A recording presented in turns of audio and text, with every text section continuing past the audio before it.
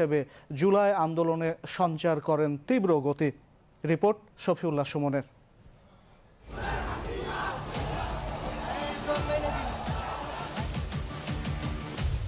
ক্রান্তি লগ্নে জাতিকে উদ্ধারে কোনো না কোনো একজন ক্ষণজন্মা বীর জন্ম নেয়।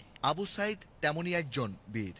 বৈষম্য বিরোধী ছাত্র জনতার গণ অভ্যুত্থানে যিনি স্ফুলিঙ্গ হিসেবে কাজ করেছিলেন, তার জীবন বিলিয়ে দেওয়া আন্দোলনের গতিকে বদলে দিয়েছিল তুমুলভাবে। সারা দেশের ছাত্র জনতা তার জীবন উৎসর্গকে তাদের আন্দোলনের পাথেয় করে নিয়েছিলেন। পীরগঞ্জের বাবনপুর গ্রামের প্রত্যন্ত পল্লীর এক দরিদ্র পরিবারে 2001 সালে জন্ম আবু সাইদের। 9 ভাই বোনের অভাবের সংসারে কেবল আবু সাইদেরই পড়াশোনা চালিয়ে যাওয়া সম্ভব হয়েছিল। তিনি ছিলেন বেগম রোকেয়া বিশ্ববিদ্যালয়ের ইংরেজি বিভাগের 12তম ব্যাচের ছাত্র। আমার সংসারের মধ্যে একটা প্রদীপ ছিল।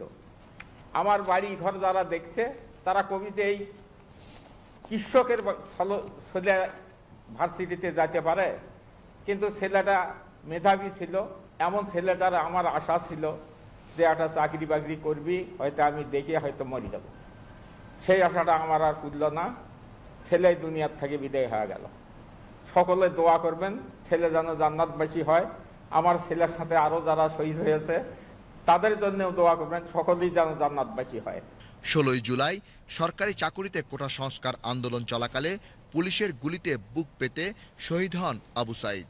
সৃষ্টি করেন আত্মত্যাগ ও সাহসিকতার এক অনন্য নজির। আবু সাইদ দেখিয়ে দিয়েছে কিভাবে স্ফুলিঙ্গের মতো আন্দোলন সারা বাংলাদেশে ছড়িয়ে যেতে পারে। এক আবু সাইদের জন্য লক্ষ কোটি আবু সাইদ বাংলাদেশে তৈরি হয়েছে এবং আন্দোলন সংগ্রাম করে ফ্যাসিবাদের সরকারকে এদেশ থেকে তাড়িয়ে দিয়েছে। আমরা আবু সাইদ যেভাবে চেয়েছিল একটা বৈষম্যহীন রাষ্ট্র তৈরি করতে, তার স্বপ্ন যাতে সফল হয় আমরা সে প্রত্যাশা করছি। 2 হাত 2 দিকে টান করে বুক চিতিয়ে দেওয়া আবু সাইদকে কাছ থেকে যেভাবে গুলি করে হত্যা করা হয়েছিল, সেই দৃশ্য আজও নিস্তব্ধ ও নির্বাক করে দেয় সকলকে। আবু সাইদের যে মৃত্যু, এটা ছিল অত্যন্ত নৃশংস। কারণ ছেলেটা মনে করেনি যে যেহেতু সে বুক পেতে দিয়েছিল, তার ভেতরে আমার ধারণা তার অবচেতন ভেতরে একটা আস্থা ছিল আমাকে পুলিশ গুলি করবে না, কারণ আমি তো নিরস্ত্র। কিন্তু তাকে পুলিশ গুলি করেছে। দেশের সর্বস্তরের মানুষ এটা নিতে পারেনি। আবু সাইদের মৃত্যু এবং তারপরে এটার প্রতি মানুষের যে রিয়াকশন, এটা বাংলাদেশের সাধারণ মানুষের যে ন্যায্যতার প্রতি আকাঙ্ক্ষা, অন্যায়কে না বলা, যে কোনো বৈষম্যকে না বলারই একটা প্রতিফলন। বিশ্লেষকদের মতে আবু সাইদেরা প্রতিদিন জন্মায় না, তারা ক্ষণজন্মা। কালে কালে জাতির মুক্তির জন্য আবু সাইদরা একজন করেই জন্মায়, নিজের জীবনকে উৎসর্গ করে যে জাতিকে উদ্ধার করে। তার মহাকাব্যিক বীরত্ব গাথা জাতি চিরদিন শ্রদ্ধাভরে মনে রাখবে। জুলাই গণ অভ্যুত্থানের ইতিহাস ছিল তারুণ্যের আত্মত্যাগেরই ইতিহাস। এটি নতুন স্বাধীনতার ইতিহাস, বাংলাদেশের মানুষকে নতুন করে স্বৈরাচার মুক্ত করার ইতিহাস। এই ইতিহাসের অগ্রবর্তী যোদ্ধা ও বীর আবু সাইদের বৈষম্য বিরোধী চেতনা ও গভীর দেশপ্রেম সমাজের সকল স্তরের মানুষের মাঝে ছড়িয়ে পড়বে, এমনটি আশা সকলের। Shafiullah Suman, BTV news. 24 July August গণ অভ্যুত্থানে সকল শহীদদের অবদানকে স্মরণীয় ও অনির্বাণ করে রাখতে সারা দেশে স্মৃতিস্তম্ভ নির্মাণ করা হবে বলে জানিয়েছেন মুক্তিযুদ্ধ বিষয়ক উপদেষ্টা ফারুকী আজম। তিনি আজ দুপুরে চট্টগ্রামের বদরহাটে জুলাই আন্দোলনে আত্মোৎসর্গকারীদের স্মরণে স্ট্রিট মেমোরি স্ট্যাম্প নির্মাণের উদ্বোধন অনুষ্ঠানে এ কথা জানান। বিচার প্রসঙ্গে এ সময় উপদেষ্টা বলেন, তাড়াহুড়ো করতে গিয়ে ক্যাঙ্গারু কোটা নয়, সময় নিয়ে স্বচ্ছতার সঙ্গে বিচার কার্যক্রমকে এগিয়ে নিচ্ছে সরকার। আমজাদ হোসেনের প্রতিবেদন। 24 রক্তস্নাত জুলাই বিপ্লবে বন্দর নগরী চট্টগ্রামে আন্দোলনের কেন্দ্রবিন্দু ছিল বহদ্দারহাট ও মুরাদপুর এলাকা। সরকারি বেসরকারি স্কুল কলেজ ও বিশ্ববিদ্যালয়ের শিক্ষার্থীদের আন্দোলনে চট্টগ্রামে সবচেয়ে বেশি রক্ত ঝরেছে এই এলাকাতেই। জেলার 15 জন শহীদদের মধ্যে শুধু বহদ্দারহাট ও মুরাদপুরে প্রাণ হারিয়েছেন ওয়াসিম, শান্ত, ফারুক, তানভীর, সাইমন সহ অকুতোভয় 8 জন জুলাই যোদ্ধা।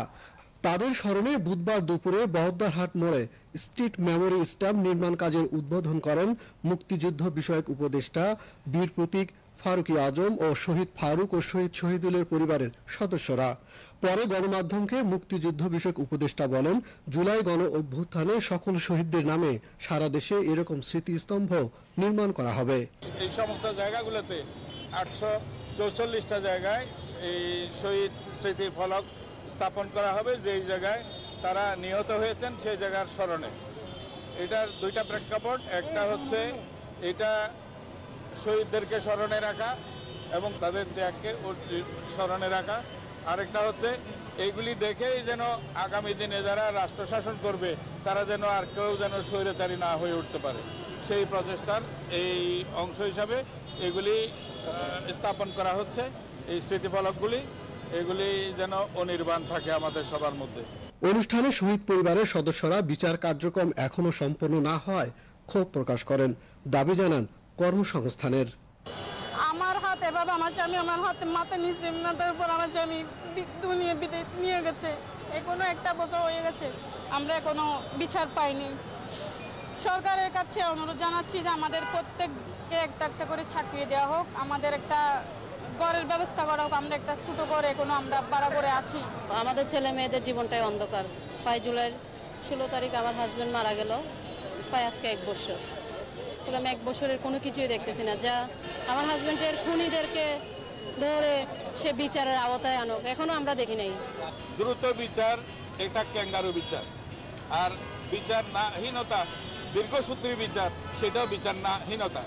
বিচার নির্দিষ্ট নিয়ম অনুযায়ী 2টা আদালত গঠন করা হয়েছে। আমরা চাই না যে কোনো শহীদ পরিবার যেন মানবতার জীবন না যাপন করে, তাদেরকে পুনর্বাসন এবং তাদের ভাতা ইত্যাদি দিয়ে তাদেরকে যাতে সরকার একটা সুস্থ জীবনধারায় পরিচালিত করতে পারে, তারা যেন পরিচালিত হয়, সেই উদ্যোগ মন্ত্রণালয়ের পক্ষ থেকে সরকার গ্রহণ করেছে। পরে আন্দোলনের আরো গুরুত্বপূর্ণ স্থান নগরীর মুরাদপুরে স্ট্রিট মেমোরি স্ট্যাম্প নির্মাণ কাজের উদ্বোধন করেন মুক্তিযুদ্ধ বিষয়ক উপদেষ্টা সহ প্রশাসনের ঊর্ধ্বতন কর্মকর্তাবৃন্দ। এরপর নগরীর পাঁচলাইশে জুলাই উদ্যানে জুলাই 2024-এর গণ অভ্যুত্থানে শহীদ ছাত্র জনতার স্মরণে স্মৃতিস্তম্ভ নির্মাণ কাজ পরিদর্শন করেন মুক্তিযুদ্ধ বিষয়ক উপদেষ্টা ফারুকি আজম। এ সময় শহীদ পরিবারের সদস্য সহ প্রশাসনের কর্মকর্তারা উপস্থিত ছিলেন। Amjad Hossain, BTV news, Chittagong.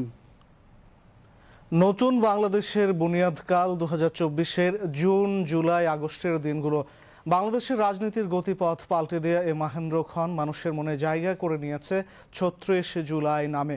এ জনপদের অসামান্য ত্যাগ ও অনন্য সাহস সংগ্রামের গৌরবময় দিনগুলোর ঘটনাবলী সবার কাছে তাই অপরিসীম গুরুত্বের। কেমন ছিল দুনিয়া কাঁপানো জুলাইয়ের দিনগুলো? লাল জুলাই বিপ্লবী সময়রেখার উপর নজর বুলাতে আমাদের এবারের আয়োজন।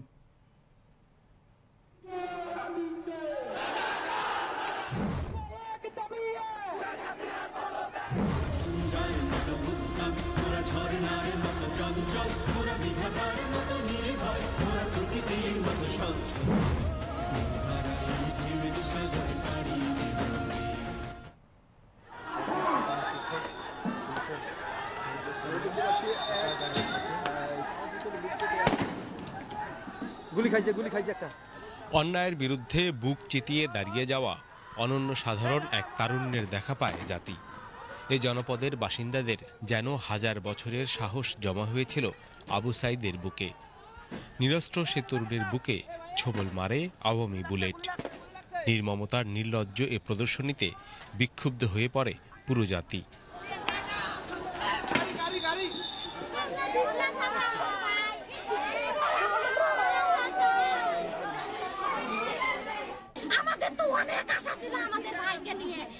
একটা গুলি করলো ওদের তৃপ্তি মেটে নাই, আবার একটা গুলি করলো তাও তৃপ্তি মেটে নেই, আবার গুলি করলো তাও 4-4টে গুলি করি তার দেহটা ছারখার করে দিল। তাহলে তাকে কি মানি নেওয়া যায়? যে 18 কোটি মানুষ, তো 1 কোটি মানুষ অন্তত মুক্তি পাইছে, সেই দিক দিয়ে ভালো লাগে, কিন্তু আমার সন্তান আমার কাছে নেই, এই দিক দিয়ে দুঃখ। 2024-এর এদিন আবু সাইদ ছাড়াও আরও 6 জনের প্রাণ কেড়ে নেয় ফ্যাসিবাদের নিপীড়ন যন্ত্র। ঢাকায় 2 জন ও চট্টগ্রামে 3 জন নিহত হন। সারা দেশেই আন্দোলনকারী শিক্ষার্থীদের উপর হামলে পড়ে আওয়ামী হায়নারা।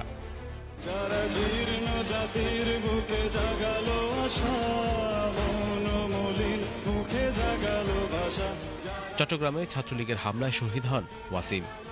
অতল গভীর চোখে যে নতুন বাংলাদেশের স্বপ্ন দেখেছিল।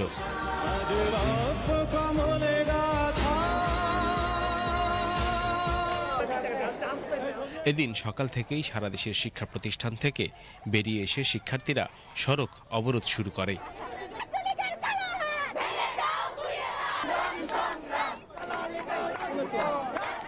ঢাকা, রাজশাহী, চট্টগ্রাম, বগুড়া সহ অনেক শহরের প্রধান সড়কগুলো অচল হয়ে যায়।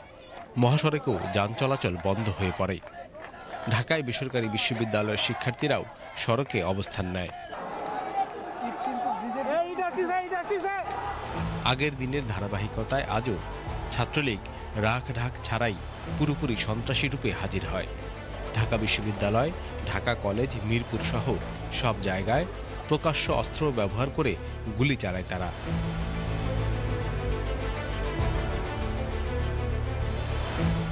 গুলি করতেই পিছিয়ে থাকেনি পুলিশও। ঢাকার জগন্নাথ বিশ্ববিদ্যালয় ও রংপুরে পুলিশের ভূমিকা ছিল ন্যাক্কারজনক।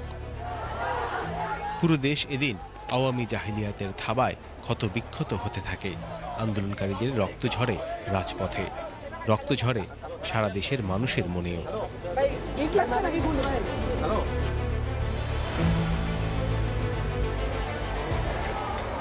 চারিদিকের এমন আক্রমণের মুখে দিশেহারা শিক্ষার্থীরা নিজেদের মতো করেই প্রতিরোধ গড়ে তুলতে থাকে। মার খেতে খেতে ঘুরে দাঁড়ায় শিক্ষার্থীরা। ছাত্রলীগকে এবার প্রকাশ্য বর্জন করতে থাকে তারা। 16 জুলাই মূলত রাজশাহী বিশ্ববিদ্যালয়ের ইতিহাসে, এবং আমি মনে করি ব্যক্তিগতভাবে এই আন্দোলনের ইতিহাসে অন্যতম একটি দিন। কেননা এই দিন আমরা ছাত্রলীগকে রাজশাহী বিশ্ববিদ্যালয় থেকে সর্বপ্রথম বিতাড়িত করতে সক্ষম হই, এবং এই বিতাড়নের মাধ্যমেই বলা যায় যে খুনি হাসিনা সরকারের যে পতন, এই পতন নিশ্চিত হয়। ঢাকা বিশ্ববিদ্যালয়ের শহীদুল্লাহ হল, ফজলুল হক মুসলিম হল এবং অমর একুশে হল থেকে ছাত্রলীগের সন্ত্রাসীদের বের করে দেয় সাধারণ শিক্ষার্থীরা। সন্ধ্যার পর থেকেই জোরালো হতে থাকে এই প্রতিবাদ।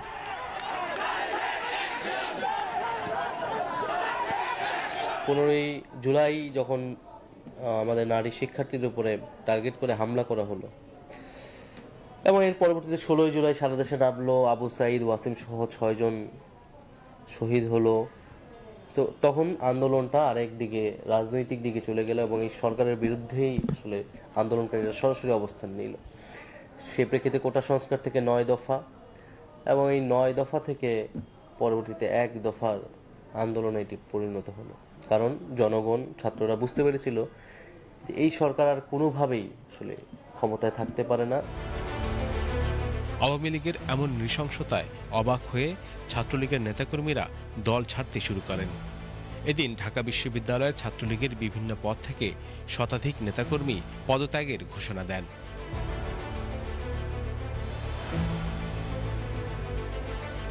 শিক্ষার্থীরা ছাত্রলীগকে সামাজিকভাবেও বয়কট শুরু করেন। নিজ নিজ বিভাগের ফেসবুক সহ সামাজিক যোগাযোগ মাধ্যমের গ্রুপগুলো থেকে ছাত্রলীগের কুলাঙ্গারদের বের করে দেন তারা।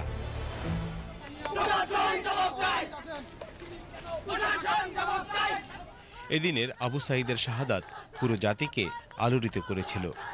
আন্দোলনকে এক বিপ্লবের দিকে এগিয়ে নিয়েছিল সাহস ও ত্যাগের সে দুরন্ত প্রকাশ। একদিকে আবু সাইদ প্রতিবাদী মানুষ, আর একদিকে সরকারের দানবীয় চরিত্র।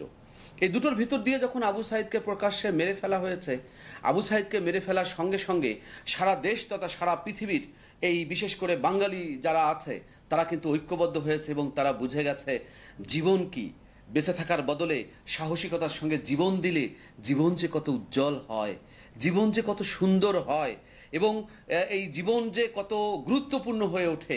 তখন কিন্তু মানুষ সব ভয় ভীতি ভুলে গিয়ে এক একজন আবু সাইদ হয়ে উঠেছে।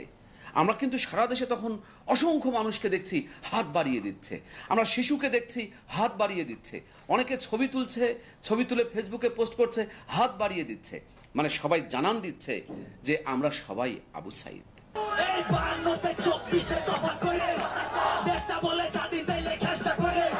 ওই দিনই নারায়ণগঞ্জের সেজান র্যাপের সুরে প্রতিবাদ জানান এমন হত্যাযজ্ঞের। Iqbal Farhad, BTV news. July শহীদ দিবস উপলক্ষে ইসলামিক ফাউন্ডেশনের উদ্যোগে সারা দেশে বিশেষ দোয়া ও মোনাজাত অনুষ্ঠিত হয়েছে। আজ বাদ জোহর বাইতুল মোকাররম জাতীয় মসজিদে জুলাই গণঅভ্যুত্থানে শহীদের রুহের মাগফিরাত কামনায় বিশেষ দোয়া ও মোনাজাত পরিচালনা করেন পেশ ইমাম হাফেজ মাওলানা মোহাম্মদ মহিবুল্লাহিল বাকি। এ সময় ইসলামিক ফাউন্ডেশনের মহাপরিচালক আব্দুস সালাম খান সহ পরিচালক বৃন্দ উপস্থিত ছিলেন।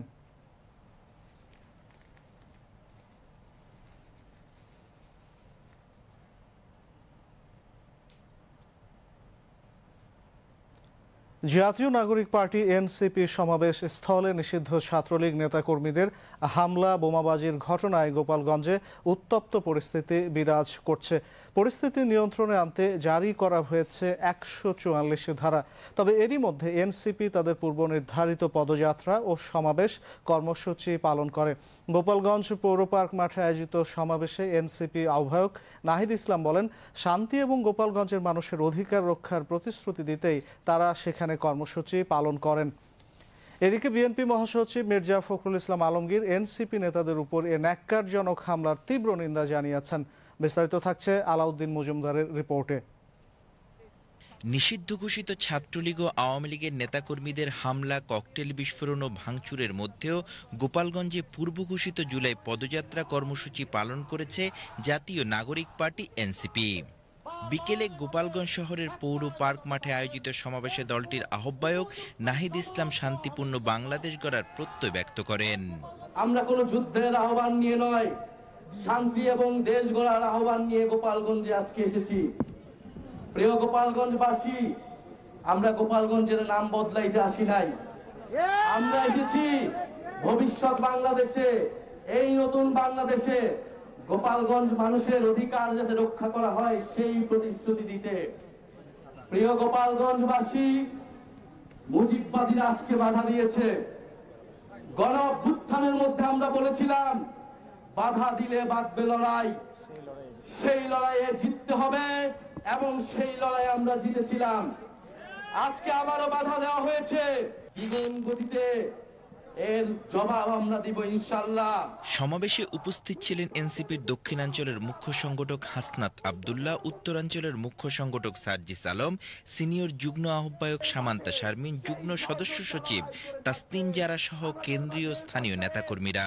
নাগরিক হিসেবে অধিকার, রাজনৈতিক দল হিসেবে অধিকার, আমাদের সবার সমাবেশ করার অধিকার, এই অধিকার আপনাদেরকে নিরাপত্তা বিধান করতে হবে।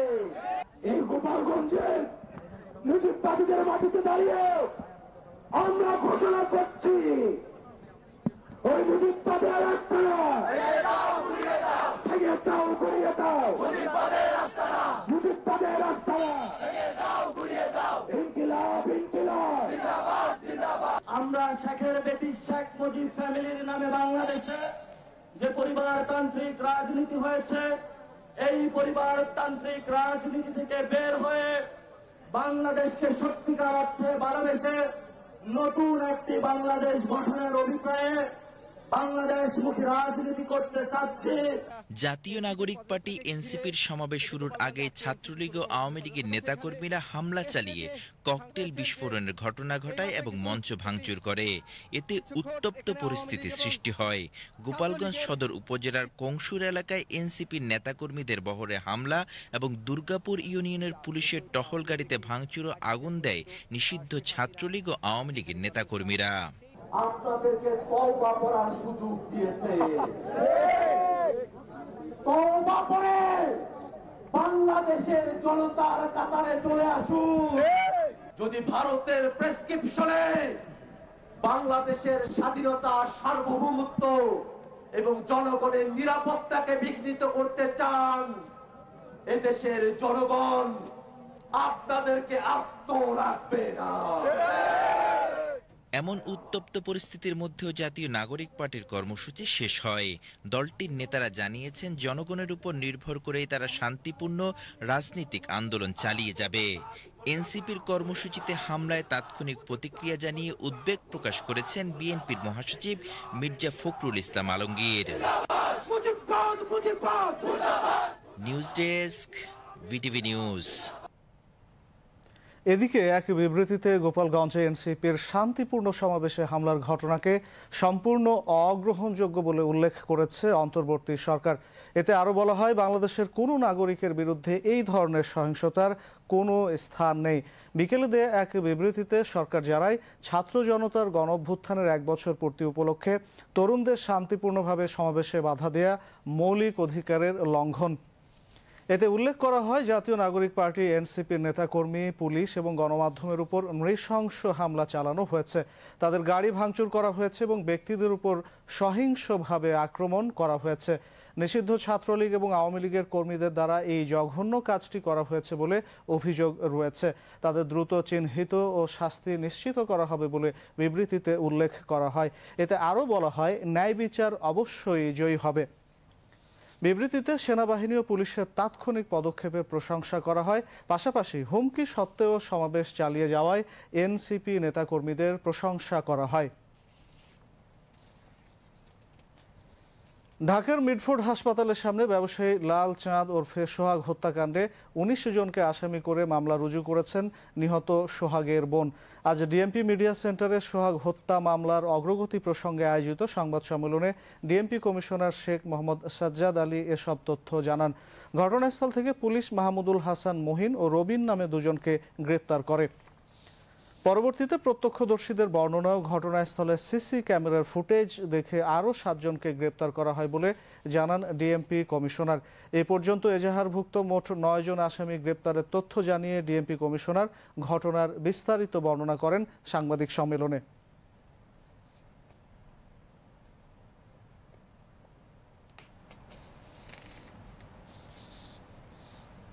চকবাজার পুলিশ ফাঁড়ির ইনচার্জ সাব ইন্সপেক্টর সরোয়ার কয়েক মিনিটের মধ্যে ঘটনাস্থলে পৌঁছে সেখানে গিয়ে পুলিশ দেখতে পায় অভিযুক্তরা একটা মবের পরিবেশ তৈরির চেষ্টা করছে।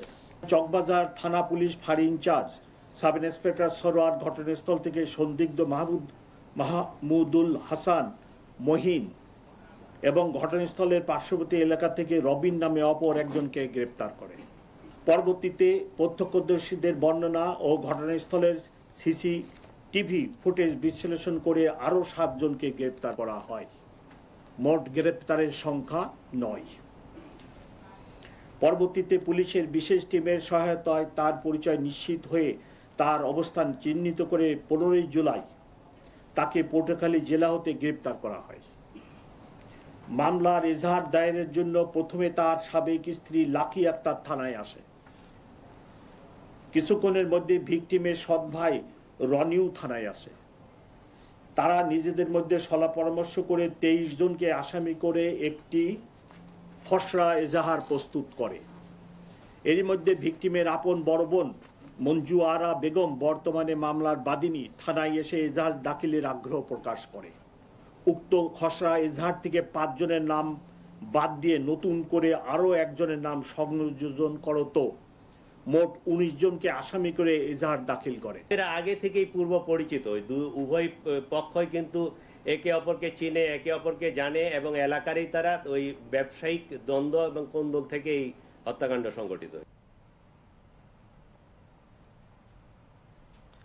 গত বছরের 5 আগস্ট ঢাকার আশুলিয়ায় 6 জনকে হত্যার পর মরদেহ পোড়ানোর মামলায় পলাতক সাবেক এমপি সাইফুল সহ 8 জনকে হাজির হতে পত্রিকায় বিজ্ঞপ্তি দেওয়ার নির্দেশ দিয়েছে আন্তর্জাতিক অপরাধ ট্রাইব্যুনাল 2।